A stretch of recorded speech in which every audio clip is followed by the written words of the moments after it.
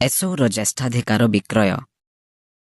ଏଥି ଉତ୍ତାରେ ବାଳକମାନେ ବଢ଼ିଲା ଉତ୍ତାରେ ଏସବୁ ମୃଗୟା ନିପୁଣ ଓ ବନବିହାରୀ ହେଲା।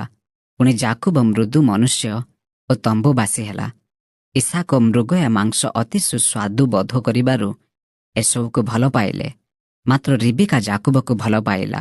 ଏକ ଦିନ ଯାକୁବ ଡାଲି ରାନ୍ଧୁଥିଲା। ସେହି ସମୟରେ ଏସବୁ କ୍ଳାନ୍ତ ହୋଇ କ୍ଷେତ୍ରରୁ ଆସିଲା।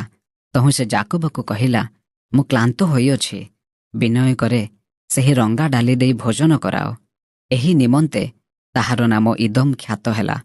ସେତେବେଳେ ଯାକୁବ କହିଲା, ଆଜି ତୁମ୍ଭେ ମୋତେ ଆପଣା ଜ୍ୟେଷ୍ଠାଧିକାର ବିକ୍ରୟ କର। ଏସବୁ ଉତ୍ତର କଲା, ଦେଖ, ମୁଁ ମଲା ପରେ ଜ୍ୟେଷ୍ଠାଧିକାରରେ ମୋର କି ଲାଭ?